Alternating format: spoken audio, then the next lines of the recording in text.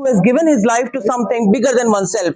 Joseph Campbell जो कि American writer, उन्होंने क्या खूब कहा है। और ऐसे ही एक डेडिकेटेड डीजीपी अब हरियाणा को मिले हैं जो अपनी लाइफ से बढ़कर अपनी जनता, अपने प्रदेश के लोगों के लिए करना चाहते हैं।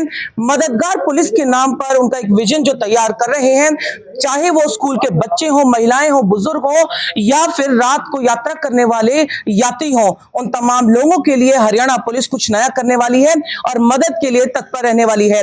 डीजीपी अजय सिंघल जो कि हरियाणा के नवनियुक्त डीजीपी हैं, पदभार उन्होंने आज संभाला है। इस वक्त पीटीसी न्यूज पर खास बातचीत के लिए हमारे साथ हैं अजय सिंघल जी। सबसे पहले पीटीसी के सभी दर्शकों की तरफ से आपको बहुत बहुत शुभकामनाएं, नववर्ष की भी और इस नए जिम्मेदारी की भी। क्या कुछ कहना चाहेंगे? भी आपके दर्शकों को भी मेरी तरफ से, मेरे परिवार की तरफ से, हरियाणा पुलिस की तरफ से नववर्ष की बहुत बहुत शुभकामनाएं।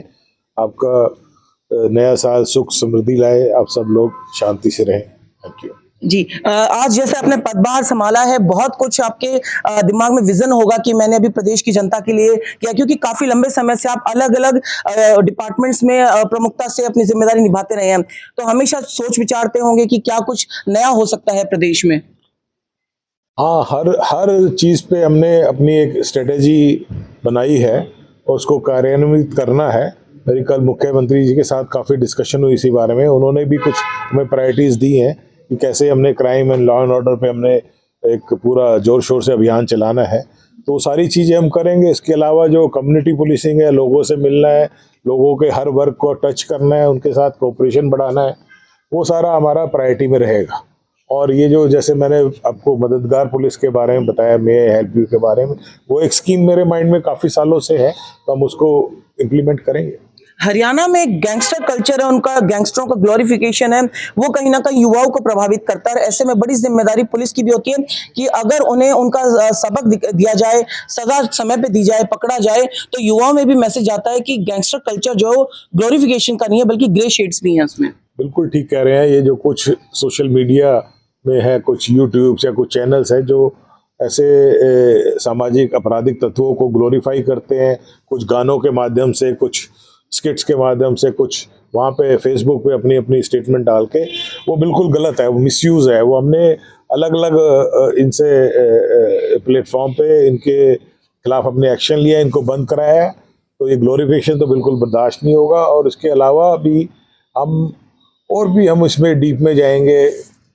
जैसे कई एरियाज हमने आइडेंटिफाई किए हैं कि जहाँ से रेगुलरली क्रिमिनल प्रोड्यूस हो रहे हैं।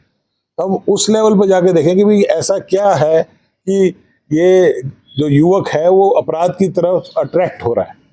तो उसको जाके हम स्टडी करके उनको हम अर्ली एज पे, स्कूल एज पे ही हम उसको हैंडल करेंगे कि वो क्राइम की तरफ ना जाके नेशन बिल्डिंग की तरफ आए।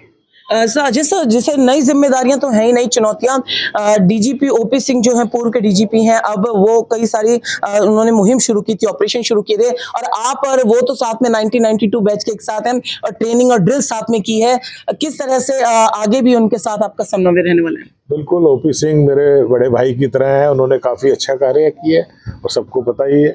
और उनकी भी अपनी एक थिंकिंग थी जो उन्होंने इम्प्लीमेंट की है। मेरे भी अपने थॉट्स और स्ट्रेटेजीज हैं जो हम सरकार के मार्गदर्शन में हम उसको इम्प्लीमेंट करेंगे, और वो तो हमेशा है ही, हम उनसे मार्गदर्शन भी लेते रहेंगे।